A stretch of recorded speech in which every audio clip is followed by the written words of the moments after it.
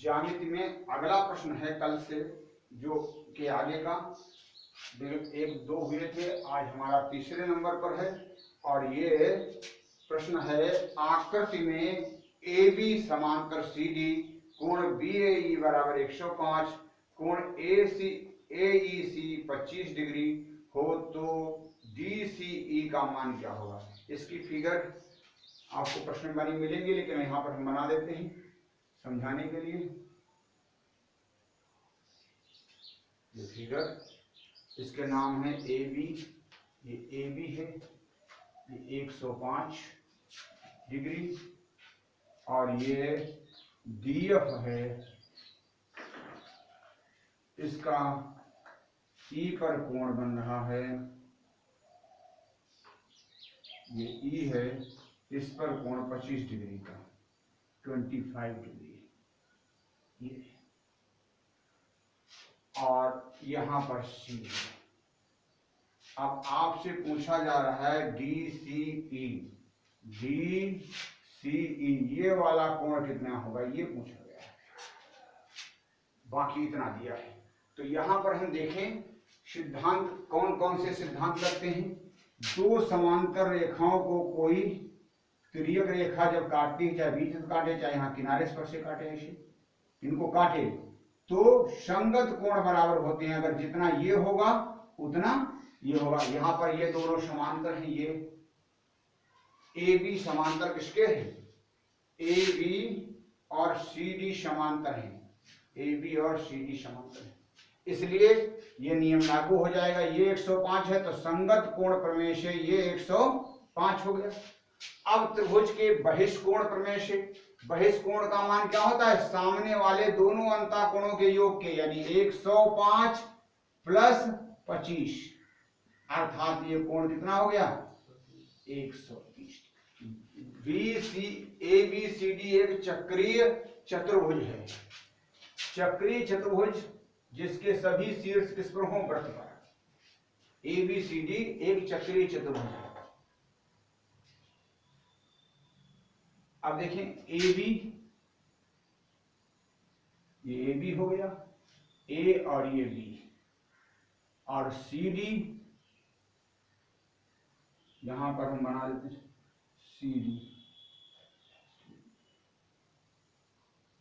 ए B और ये C D, A B C D, ये चक्रीय चतुर्भुज पूरा हो गया।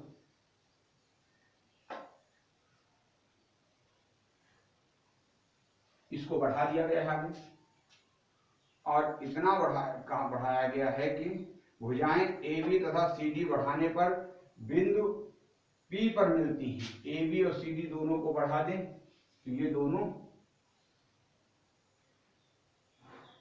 बिंदु पी पर मिल रही है, पी बिंदु हो गया। और ए डी और ए सी बढ़ाई जाएंगी, ए डी और ए, ये दोनों बढ़ेंगी।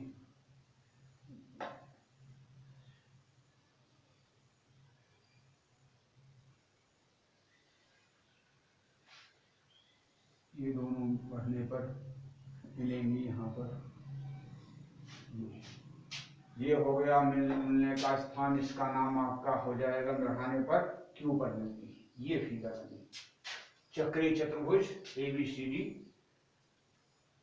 अब इसमें दिया क्या है ये देखें, ये 85 डिग्री का कोण दिया है, ये वाला ए डी सी 85 और B P C 40, B P C ये 40।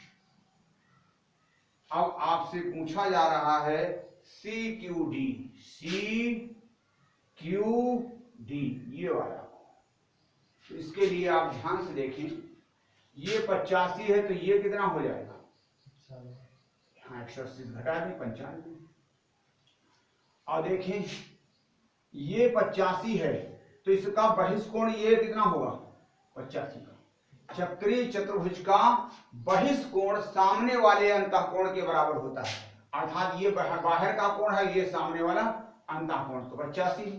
तो इन दोनों से हमें 85 और 40, तो ये वाला कोण पता चल जाएगा, या इसका बहिष्कोण पता चल जाएगा। इसका बहिष्कोण कौन है, ये बाहर वाला, या जोड़ें इसको 125, 180 से घटाएं 180 से 125 घटाएं तो आपका कितना आया 55, और फिर उसको ये इसका शीर्षाभिमुख कोण है ये 55 आएगा, तो ये भी 55 हो जाएगा। ठीक, ये 55 डिग्री का कोण हुआ। तो ये हमारा, क्योंकि इसका बहिष्कोण ये पड़ता है, ये निकलता हमारा कितना, इन दोनों के जोड़ के बराबर 125, तो हम क्यों 55 निकालें, इसका शीर्षाभिमुख कोण ये हो गया। दो कोण मालूम थे, जोड़कर 180 से घटा दो, तीसरा कोण पता चल गया। अब इसके दो कोण पता चल गए तो आपको ये भी पता चल गया।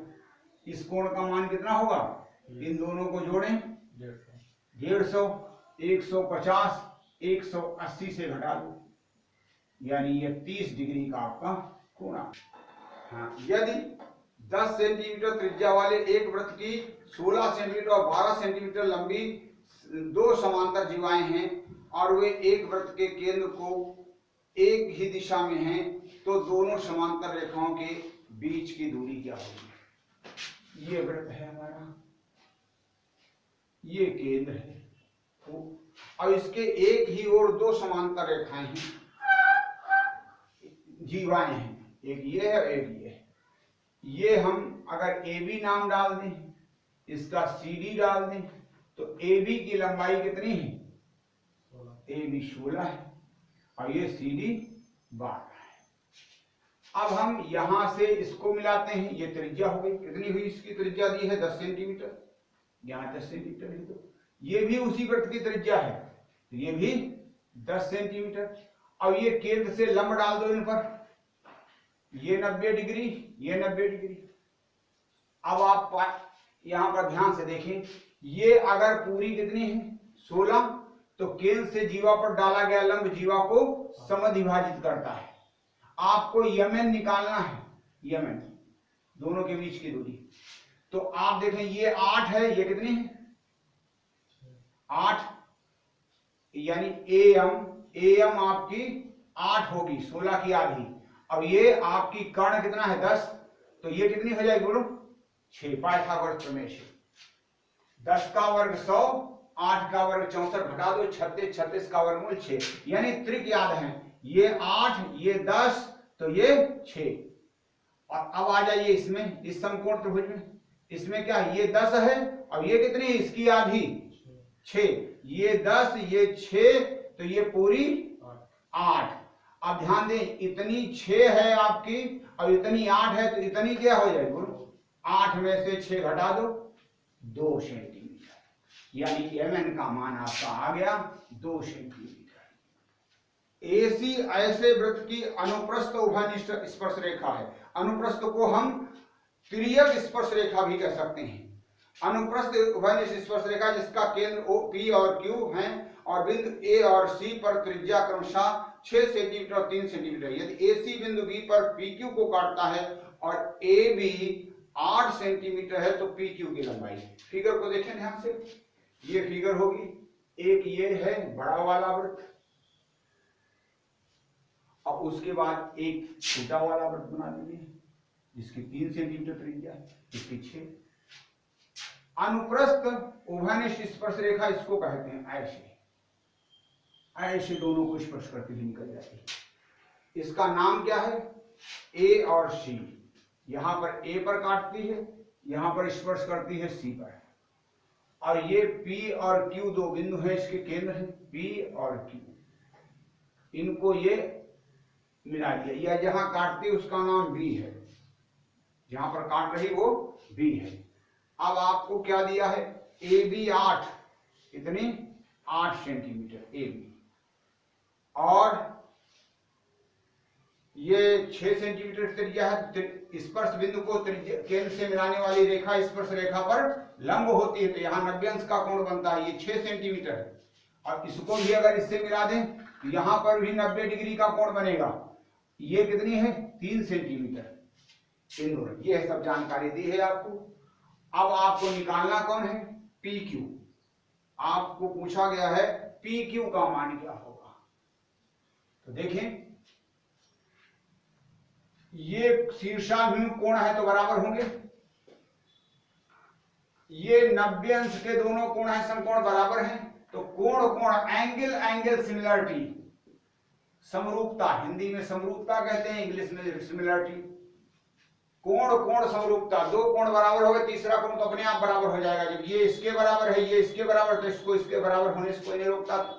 इसलिए हम कोण कोण समरूपता प्रमेय का प्रयोग करके दोनों को समरूप कर दिया, यानी ये त्रिभुज और ये त्रिभुज क्या हुआ, समरूप हो गया। त्रिभुज PAB समरूप त्रिभुज QCB। समरूप त्रिभुजों की संगत भुजाएं समानुपाती होती, संगत भुजाएं कौन होंगी, BC बटे ये AB, इसकी संगत भुजा होगी। और इसकी 3, तो इसकी संगत भुजा ये 6, यानी QC बटे PA और AB बटे BC। अब AB ध्यान से देखें, AB का मान दिया है कितना, 8, तो देखिए काटें, 3 का 2 गुना और 2 से 8 को काट दो 4, यानी BC का मान क्या हुआ, 4 सेंटीमीटर। BC 4 सेंटीमीटर, यानी ये भी आ गई हमारी 4। अब हमें क्या निकालना है, इस PQ को। तो देखो ये समकोण त्रिभुज एक है, 6 और 8 हो तो ये कितनी हो जाएगी बोलो, अभी प्रयोग हुआ था इसी तरह। 6 और 8, एक आधार है एक लंब है, तो 6 8 हो तो कर्ण हमेशा 10 होता है, यानी इसका वर्ग प्लस इसका वर्ग 100 हो जाएगा, 100 का वर्गमूल 10। इधर देखें 3 और ये 4 पता है, एक आधार है एक लंब है, तो इसका कर्ण क्या हो जाएगा 5, जोड़ लो, PQ पूरी हो गई, 10 प्लस 5 कितनी, 15 सेंटीमीटर। अगला प्रश्न है, ABCD एक समांतर चतुर्भुज था, EBC का मध्य बिंदु AF कितना होगा। ये समांतर चतुर्भुज है, इसमें इसको आगे बढ़ा दिया गया है और यहां से इसको मिला दिया गया है, और ये नाम डाल दें ABCD, और यहां पर E है, ये काट रहा है, यहाँ पर E है और ये F है, ये नाम है। अब आपसे AF पूछा गया, AF यानी ये पूरी लंबाई आपसे पूछी गई। अब यहां पर ध्यान दें, ये समांतर चतुर्भुज है तो ये इसके समांतर हुई, ठीक है। और इन्होंने एक शर्त और कही है कि ABCD एक समांतर चतुर्भुज था, EBC का मध्य बिंदु है, तो AF, E मध्य बिंदु है, ये मध्य बिंदु है भी पूरा किसका, EBC का मध्य बिंदु इसका, यानी ये और ये इसका मध्य बिंदु बराबर है। तो यहां पर ध्यान से देखें, अगर ये इसका मध्य बिंदु हो गया तो यहां पर ये भी निश्चित हो गया, जब ये मध्य बिंदु यहां पर हमारा होगा तो ये भी इस वाली का होगा, क्योंकि ये इसके समांतर है।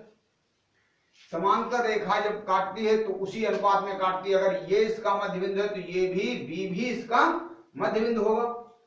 इसका मतलब क्या हुआ, अगर हम AF का पता लगाएं तो क्या हो जाएगा, 2AB, ऑप्शन के अनुसार इसका उत्तर होगा, यानी AB का दुगना।